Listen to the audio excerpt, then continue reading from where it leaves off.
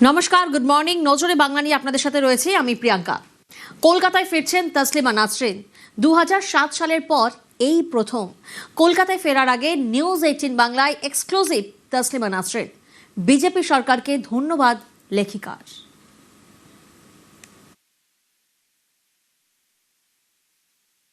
18 বছর 8 মাস 10 দিন পর কলকাতায় ফিরছি। এই অনুভূতি ভাষায় প্রকাশ করা কঠিন। কলকাতা আমার কাছে শুধু একটি শহর নয়, কলকাতা আমার কাছে আমার হারিয়ে যাওয়া ঘর। আমাকে কলকাতা থেকে দূরে রাখা হয়েছিল, কিন্তু আমার ভেতর থেকে কলকাতাকে কখনো সরানো যায়নি। এত বছর পর আবার সেই শহরের মাটিতে পা রাখবো ভাবলেই আনন্দ, উত্তেজনা, আবেগ আর পুরনো বেদনা একই সঙ্গে জেগে উঠছে। মনে হচ্ছে দীর্ঘ নির্বাসনের পর নিজের ঘরে ফিরছি। আমি বলবো সরকার বদলেছে, সময় বদলেছে, কিন্তু কলকাতায় ফেরার আকাঙ্ক্ষা আমার কখনো বদলায়নি। আগের সরকারগুলো যে সিদ্ধান্ত নিতে পারেনি বা নিতে চায়নি, নতুন সরকার সে অচলাবস্থা ভাঙার চেষ্টা করেছে। এটিকে আমি ইতিবাচক এবং সাহসী পদক্ষেপ হিসেবেই দেখি।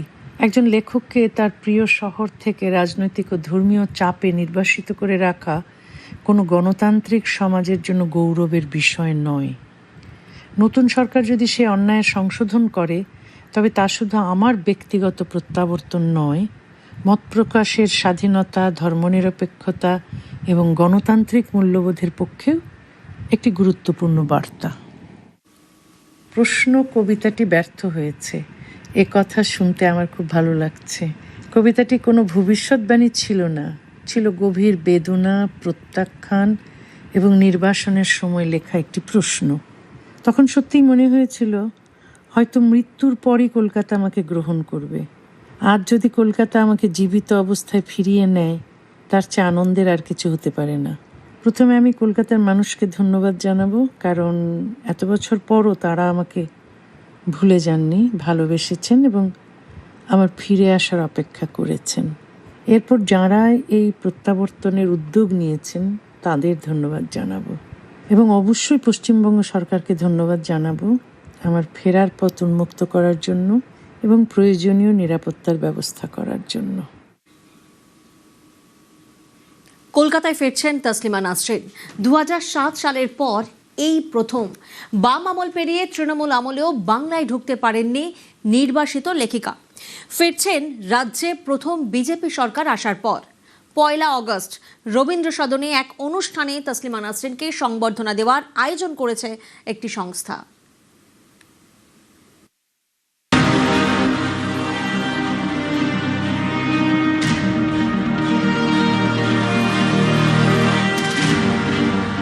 বিভিন্ন সাক্ষাৎকারে তসলিমা নাসরিন বারবার বলেছেন কলকাতা তাঁর দ্বিতীয় ঘর।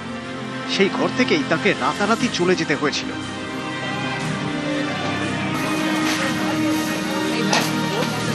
সে ছিল তসলিমার বড় লজ্জার সময়। ভাঙা মন নিয়ে দ্বিখণ্ডিত লেখিকা তসলিমা নাসরিন কলকাতা ছেড়েছিলেন নভেম্বরের এক রাতে। ফিরবেন এই অগস্টেই। কলকাতায় ফিরছেন তসলিমা নাসরিন। একটি সরকার পরিবর্তন দেখছি না, আমরা দেখছি যে পশ্চিমবঙ্গের চিন্তা ভাবনা সব কিছু একটা নতুন পরিবর্তনের সূচনা, এবং সেই সূচনায় কতগুলো মাইলস্টোন থাকে। একটা মাইলস্টোন কিছুদিন আগেই হয়েছে যে পশ্চিমবঙ্গ দিবস পালন, সেরকম আরেকটি মাইলস্টোন হচ্ছে এই তসলিমা নাসরিনের ফিরে আসা। 2025 সালে রাজ্যসভায় তসলিমার প্রত্যাবর্তন নিয়ে সওয়াল করেছিলেন সাংসদ শ্রমিক ভট্টাচার্য। তসলিমার ফেরাকে স্বাগত জানালেন সাংসদ শ্রমিক ভট্টাচার্য। তসলিমা নাসরিনকে বাংলায় নিয়ে আসার জন্য আমি বলেছিলাম রাজ্যসভা, তসলিমা নাসরিনের কণ্ঠস্বরকে কেন বাজেয়াপ্ত করা হবে? তিনি তো ওখানে যে হিন্দু নিপীড়ন, যে অত্যাচার শিকার, তা নিয়ে তিনি লজ্জা লিখেছিলেন। সেই বই আবার বুদ্ধদেব ভট্টাচার্য বাজেয়াপ্ত করিয়েছিলেন, প্রকৃত সত্য যাতে না আসে। সেটাও করেছিলেন ব্লক ভোটের স্বার্থে। তা কোনো লেখিকা আসবেন এখানে, আমারই দাবি ছিল, তিনি আসছেন, স্বাগত তাকে। কি দোষ করেছিলেন তসলিমা নাসরিন? লিখেছিলেন মেয়ে বেলার কথা, লজ্জার কথা, যা বাংলাদেশের মৌলবাদীদের সহ্য হয়নি। তসলিমাকে হতে হয়েছিল দেশান্তরী। শুরু হয়েছিল তসলিমার নির্বাসিত জীবন। নানা দেশ ঘুরে নতুন করে দেশ খুঁজে পেয়েছিলেন, ঘর খুঁজে পেয়েছিলেন ভালোবাসার শহরে কলকাতায়। যে কলকাতা নাকি ছিল মুক্ত মনাদের, মুক্ত চিন্তার মুক্তাঞ্চল, যে কলকাতায় নাকি বুদ্ধিজীবীরা স্বাধীনভাবে মত বিনিময় করতে পারতেন, ফ্রিডম অফ স্পিচের স্বর্গরাজ্য নাকি ছিল কলকাতা। তাই তো তিনি এসেছিলেন কলকাতায়, থেকেছিলেন, কিন্তু কলকাতা তাকে রাখতে পারেনি। 2007 সাল, মৌলবাদীদের লাগাতার হুমকি, তসলিমার প্রাণনাশের হুমকি, কলকাতা শহরে অশান্তি ছড়িয়ে পড়ে।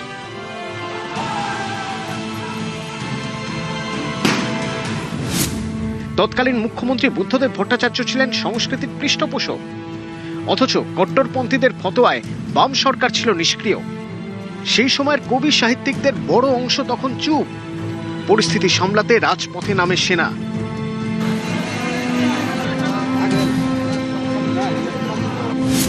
নভেম্বরের রাতে তসলিমাকে কলকাতা ছাড়তে হয়।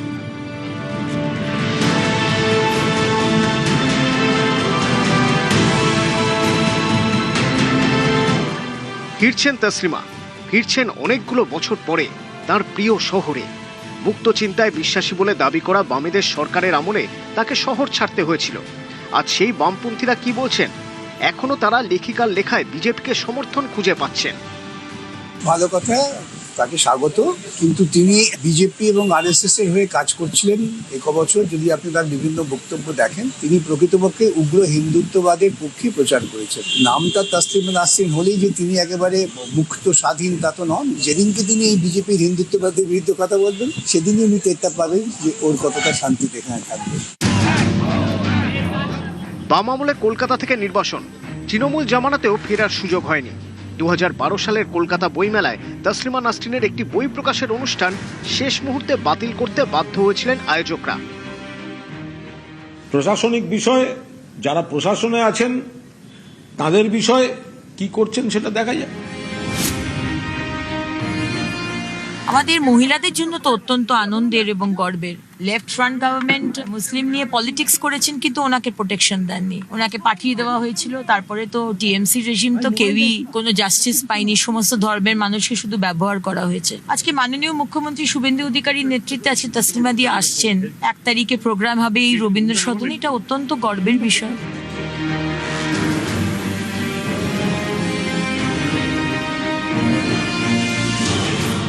দু 2007 সাল, দ্বিখণ্ডিত বই লেখার জন্য তসলিমা নাসরিনকে তাঁর প্রাণের শহর কলকাতা থেকে নির্বাসিত হতে হয়েছিল।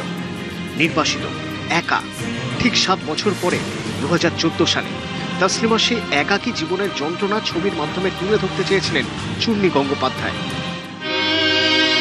ধর্ম কি সহনশীলতার কথা বলেনি? মাথা শালটা চাপা দাও। Let's go. আমার বাচ্চাটা রয়ে গেল তোমার কাছে আর কটা দিন। যখন খবর পেলেন শহরে ফিরছেন তসলিমা, চূর্ণী মনে করছেন এ জয় কলকাতার, এ জয় তসলিমার। আমি রীতিমতো আবেগপ্রবণ হয়ে পড়েছি। কলকাতা তো তার একটা সেকেন্ড হোম ছিল। অদ্ভুত জয় এটা কলকাতার ফাইনালি। এবং ওনার এই যে পদক্ষেপ ওনাকে নিয়ে আসার, যেটা আবারও গ্লানিমুক্ত করলো কলকাতাকে। নিউজ 18 বাংলা।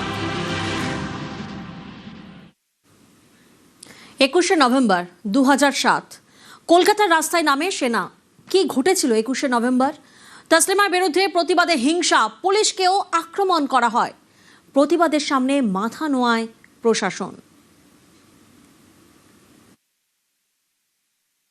তসলিমা নাসরিনের যে ঘটনাটা 2007 সালে ঘটেছিল নভেম্বর মাসে, সেদিন যেটা আমরা দেখেছিলাম সেটা খুব এখনো বলতে গেলে আমার খুব রোমহর্ষক মনে হচ্ছে ঘটনাটা। পার্ক সার্কাস, এজিসি বোস রোড, মূলত এই অঞ্চলগুলোতে ব্যাপক হারে গোলমাল হয়েছিল।